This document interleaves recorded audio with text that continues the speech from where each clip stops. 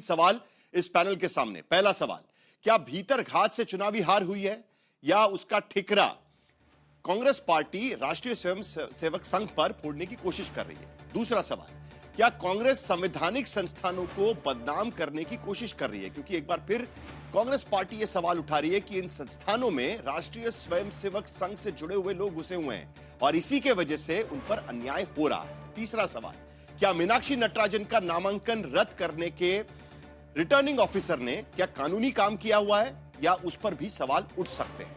तीन सवालों के साथ हम चर्चा शुरू करेंगे, लेकिन पहले बड़ी खबर इस वक्त, जो मध्य प्रदेश असेंबली के प्रिंसिपल सेक्रेटरी है और जो रिटर्निंग ऑफिसर के तौर पर भी वहां पर काम कर रहे थे और इसी के वजह से उनका यह कहना है कि उन्होंने उनका नामांकन पर्चा रद्द किया और यह मामला सुप्रीम कोर्ट जा पहुंचा। हालांकि सुप्रीम कोर्ट कह रहे हैं कि हम किसी भी तरीके से जो मामला है उस पर तंज नहीं कर रहे हैं, किसी भी तरीके से उस पर हमारी कमेंट नहीं है, लेकिन हम इसमें दखलंदाजी नहीं करना चाहते क्योंकि संविधान के तौर पर हमें लगता है कि चुनावी प्रक्रिया में दखलंदाजी नहीं करनी चाहिए।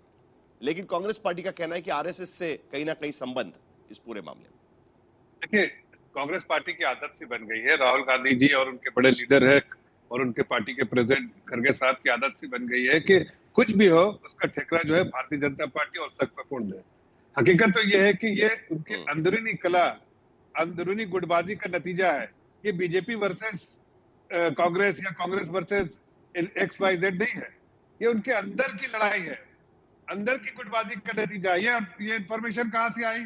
उनकी सरकार ने एक तेलंगाना में उनकी सरकार, तेलंगाना से इंफॉर्मेशन आया और उनके लोगों ने ही इंफॉर्मेशन जो है जग जाहिर किया है। ये भी बता देता हूं, ये लोग अपने ही पहले कीमा को ठीक कर ले, अपने ही घर को पहले ठीक कर ले। किसने इंफॉर्मेशन दिया?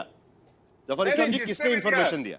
किसने इंफॉर्मेशन? ये सरकार किसकी है आप बताइए सर साहिल भाई, सरकार किसकी है? कांग्रेस की सरकार है ना तेलंगाना में, भारतीय जनता पार्टी की तो सरकार नहीं। ये तो अपने पहले गरीबा में झांक के देखें कि ये इंफॉर्मेशन कैसे आई भाई, कहां से आई, किससे, कहां की सरकार है। तो हकीकत ये है कि ये दूसरे पे ठेकरा फोड़ना चाहते हैं, अपने कमियां को नहीं बताना चाहते। और ठीक तो कहा सुप्रीम कोर्ट ने, आदरणीय सुप्रीम कोर्ट ने सही कहा, ऑनरेबल कोर्ट ने सही कहा, आप जो है पिटीशन फाइल कीजिए। आपको कहीं लगता है तो पिटीशन फाइल के, उस पर कोई टीका टिप्पणी सुप्रीम कोर्ट ने नहीं की। आप पिटीशन फाइल कीजिए सुप्रीम कोर्ट, आप जाइए जहां आपको जाना है, जिस जगह जाना है, जिस हाई कोर्ट में जाइए, वहां पर अपनी पिटीशन फाइल कीजिए। लेकिन मैं आपको फिर से कह रहा हूं, ये भारतीय जनता पार्टी कांग्रेस पार्टी इसकी लड़ाई नहीं, ये कांग्रेस वर्सेस कांग्रेस है। आज देखिए टीएमसी टूट रही है, हर तरह से टूट रही है, उसके अपने लीडर के खिलाफ लोग लड़ रहे हैं। वही अभय दुबे, कांग्रेस वर्सेस कांग्रेस की लड़ाई में आप राष्ट्रीय स्वयंसेवक संघ को लेकर आए, आप अरविंद शर्मा पर सवाल वहां पर उठा रहे हैं। आप कह रहे हैं क्योंकि उनकी प्रिंसिपल सेक्रेटरी जो होते हैं असेंबली के, आप तो मध्य प्रदेश से, आपको पता है कि प्रिंसिपल सेक्रेटरी स्पीकर अपॉइंटेड होते हैं। झारखंड में आपकी सरकार है, आपके स्पीकर है, उन्होंने जिनको अपॉइंट किया था उन्होंने परिमल नाथवानी पर कार्रवाई नहीं की। आप कह रहे हैं कि झारखंड में अलग न्याय और मध्य प्रदेश में अलग न्याय, तो वहां तो आपने अपॉइंट किए हुए प्रिंसिपल सेक्रेटरी होंगे आपकी सरकार की तरफ से या स्पीकर की तरफ से, तो आरएसएस कैसे आ गया वहां पर?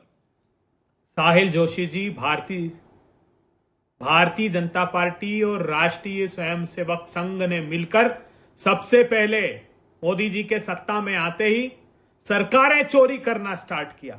उत्तराखंड की सरकार, मोदी सरकार ने अपने कैबिनेट में डिसीजन ले लिया कि अप्रोप्रिएशन बिल पास नहीं हुआ, इसलिए सरकार गिराई जाती है। फिर विधायकों की खरीद चालू, विधायकों की चोरी प्रारंभ की इन्होंने।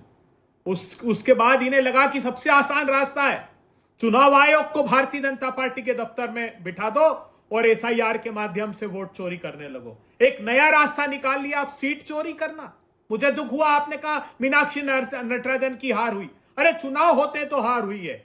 मैं आपको 10 सेकंड में अगले बता दूंगा कि कैसे सफेद कागज पर इस रिटर्निंग ऑफिसर ने काले कारनामे करके प्रजातंत्र को बंधक बना दिया, प्रजातंत्र को हरा दिया। और ये याद रखिएगा इस शो को, भविष्य में इस रिटर्निंग ऑफिसर को जेल होगी, क्योंकि ये काले कारनामे दस्तावेज में अपने आदेश में लिख दिया है। क्या लिखते जानते हैं आप? उन्होंने लिखा है, सुश्री मीनाक्षी नटराजन के विरुद्ध दायर इस परिवाद का माननीय न्यायालय ने संज्ञान लिया।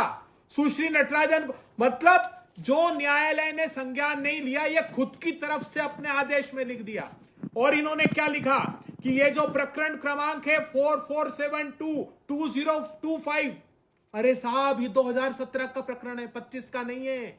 ये तो समन का नंबर है, उस समन के नंबर को, क्योंकि दस्तावेज नहीं थे इनके पास, ये भारतीय जनता पार्टी ने षड्यंत्र पूर्वक एक फोटोकॉपी दी और उसको उसने न्यायालय की अवमानना है सीधे सीधे साहिल जी। न्यायालय ने जो आदेश नहीं दिया, न्यायालय के नाम पर वो आदेश कैसे लिख सकते हैं? क्या भरते हैं हम, बताइए अपराध के नाम पर? ये जो आरपी एक्ट का सेक्शन 33A कहता है कि अगर चार्जशीटेड है तो आपको उसमें नामांकन में अपने ये मेंशन करना है। इसमें क्या है फॉर्म 26 में? वो लिखते हैं एफआईआर नंबर लिखो। क्या लिखे एफआईआर नंबर? चार्जशीटेड हो तो लिखो, क्या लिखे बताइए ना, हम क्या लिखें? ना तो हमारे खिलाफ एफआईआर है, ना कोर्ट ने उसका कॉग्निसेंस लिया है, और इतना ही नहीं, रिटर्निंग ऑफिसर ने अपनी हैंडबुक तक नहीं पढ़ी। उसने कहा कि अगर कोई त्रुटि दिखाई भी देती है, कोई संदेह है, तो उस संदेह का लाभ चुनाव लड़ने वाले को दोगे। और जिस आर्टिकल अभय दुबे जी, का जिक्र रिटर्निंग ऑफिसर ने फैसला मनमानी तरीके से दिया है, यही दलील आज आपकी तरफ से सुप्रीम कोर्ट में रखी गई थी।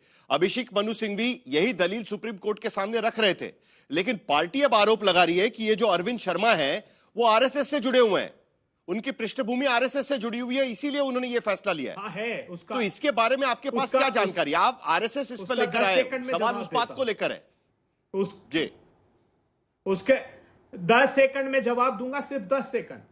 हम सुप्रीम कोर्ट के पहले इलेक्शन कमीशन ऑफ इंडिया गए साहिल जोशी जी, क्योंकि सुप्रीम कोर्ट ने कहा कि यह इलेक्शन पिटीशन के रूप में आई है। 5 साल 6 साल का वक्त लगता है इलेक्शन पिटीशन में। हमारे गौतम जी विधायक एक वोट से हराया था, विधानसभा के 8 दिन बचे थे और उनके पक्ष में फैसला आया। तो हम इलेक्शन कमीशन ऑफ इंडिया गए कि आर्टिकल 324 में असीमित अधिकार है, प्रजातंत्र को बचा लीजिए। जून 1949 में बाबा साहब अंबेडकर ने कहा था, जब इस आर्टिकल का नाम 289 था, कि अगर भविष्य के भारत में कोई धूर्त और मूर्ख चुनाव आयुक्त आया तो हमारे पास कोई कड़े प्रावधान नहीं है। कोई ऐसा चुनाव आयुक्त आ गया जो सत्ता के हाथ में खेलेगा तो इसमें कोई कठोर हमारे पास प्रावधान नहीं है, और वो होता हुआ अरविंद शर्मा आरएसएस से जुड़े हुए हैं, इसीलिए उन्होंने ये फैसला लिया। हाँ, जीतू पटवारी प्रेस कॉन्फ्रेंस में ये आरोप लगा रहे हैं, मल्लिकार्जुन खड़गे मीडिया के सामने ये आरोप लगा रहे हैं। मेरा सवाल वही है, आपकी बात मैं समझता हूं, आपकी ये दलील है सुप्रीम कोर्ट के सामने कि मनमानी पक्षपाती तरीके से यह फैसला लिया गया रिटर्निंग ऑफिसर के जरिए, जो प्रिंसिपल सेक्रेटरी है मध्य प्रदेश की विधानसभा के, लेकिन वो संघ से जुड़े हुए हैं, इसीलिए उन्होंने ये फैसला लिया। ये आपका आरोप है। सवाल यहां पर आकर पॉलिटिकल बन जाता है, राजनीतिक बन जाता है। जी, Yella Pragada Sudarshan Rao, Indian Council of Historical Research 2014, Rashtriya Swayamsevak Sangh के कार्यकर्ता। Baldev Sharma, National Book Trust 2015, Rashtriya Swayamsevak Sangh के कार्यकर्ता। CV Patel, Indian Council of Social Science and Research, Rashtriya Swayamsevak Sangh के कार्यकर्ता। Jagdish Kumar, University Grant Commission. Anil Sahasrabuddhe तो मध्य प्रदेश के प्रभारी भी रहे भैया, राष्ट्रीय स्वयंसेवक संघ के। Anil Sahasrabuddhe, All India Council for Technical Education. Arvind Sharma के बारे में पूछ रहा था अभय दुबे, लंबी फहरिस्त है सारे, स्पेसिफिकली अरविंद शर्मा के बारे में पूछ रहा था। अरविंद शर्मा आपने आरएसएस को घसीटा है मध्य प्रदेश के जरिए। आज पत्रकार सैयद जफर इस्लाम जवाब दीजिए पहले। अभय दुबे जी को आरएसएस नजर आ रहा है, आप कह रहे हैं कि कांग्रेस का अंतर्गत भेद है कहीं ना कहीं, वो निकल कर आ रहा है। आज नेता प्रतिपक्ष ये आरएसएस के बारे में बार-बार जो बोलते थे, एक मिनट भाई मेरा संग है, आप बोल चुके हैं। देखिए ये बार-बार बोलते हैं संघ के बारे में, संघ को कटघरे में खड़ा करते हैं। अभय जी सुन लीजिए, उनसे भी जवाब सुन लीजिएगा। आपके पार्टी के नेता विपक्ष आरोप लगा रहे हैं, पार्टी के महाराष्ट्र मध्य प्रदेश के अध्यक्ष आरोप लगा रहे हैं, जरा सुन लीजिए, जवाब भी सुन लीजिएगा। सैयद जफर इस्लाम, आता हूं आपके पास। अभय दुबे जी जरा जवाब सुन। ये समाज में एक संगठन है जो समाज के उत्थान के लिए काम करता है। समाज के हर वर्ग के लोग इस पे जुड़े रहते हैं।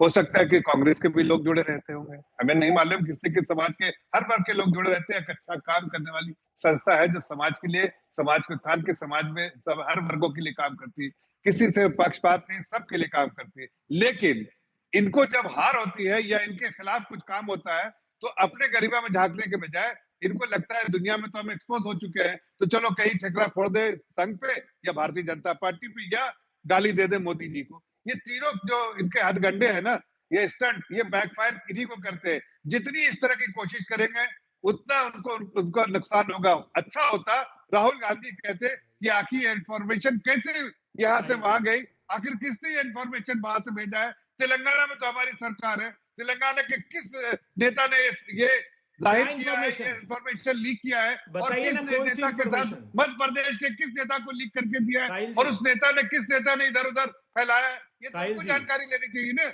इससे उनकी संगठन में कहीं मजबूती आती। हकीकत तो यह है संगठन कमजोर, जनता के नाम से सामने नजर में कमजोर, अपने आप में कभी कमियां जो है उसका कोई नहीं खुलासा करता है, बल्कि 10 जनपद को सिर्फ नमस्ते करने के अलावा इनके पास कोई चारा नहीं बचा है। इसी के मन को ताकत वहां से आती है और उसको वही उसी को जो है आपको कुछ पुरानी यादें आ रही है? 10 सेकंड जी अभय दुबे जी 10 सेकंड, उसके बाद मुझे जरा आशुतोष जी के पास जाना है, क्योंकि आरएसएस से जुड़े होने का आरोप जो है ना वो पहले भी हम सुन चुके हैं और आशुतोष जी को याद होगा, इसीलिए मुझे उनके पास जाना है। अभय दुबे जी 10 सेकंड, सिर्फ 10 सेकंड। ये राष्ट्रीय स्वयंसेवक संघ के राष्ट्रहित का काम है, क्या बात करते हैं। वो मीनाक्षी नटराजन जो शुचिता की राजनीति की प्रतीक है, जो गांधीवादी नेता है, पहले लोकसभा चुनाव में जितने खर्च की सीमा थी उससे आधे से अधिक पैसा पार्टी को वापस कर दिया। पहला लोकसभा का चुनाव 5-6 लाख रुपए में लड़ा उस महिला ने, उसके पास मीनाक्षी नटराजन प्रतिकूल परिस्थिति में क्या है, ऐसे नेता मिलना मुश्किल। इस पर कोई सवाल नहीं है, तो उनके क्या काम को लेकर कोई सवाल नहीं है। सवाल इस बात को लेकर है कि अरविंद शर्मा पर कांग्रेस पार्टी की तरफ से जो आरोप लगाया जा रहा है कि वो संघ से जुड़े हुए हैं, इसीलिए ये चीजें हो रही है। अगर संघ से जुड़े हुआ मुद्दे पर आकर रुकी हुई है तो ये फैसला लेता। अपराध क्या, मुझे बताइए ना, अपराध क्रमांक बता दीजिए, अपराध बता दीजिए, किस कोर्ट में कहां चार्जशीटेड है, ये कुछ भी नहीं है। टेक्निकल मुद्दे पर अलग से बहस होगी, चुनावी पिटीशन होगा उसमें भी बहस होगी कि क्या सचमुच में मनमानी तरीके से यह फैसला लिया गया है या नहीं लिया गया है, लेकिन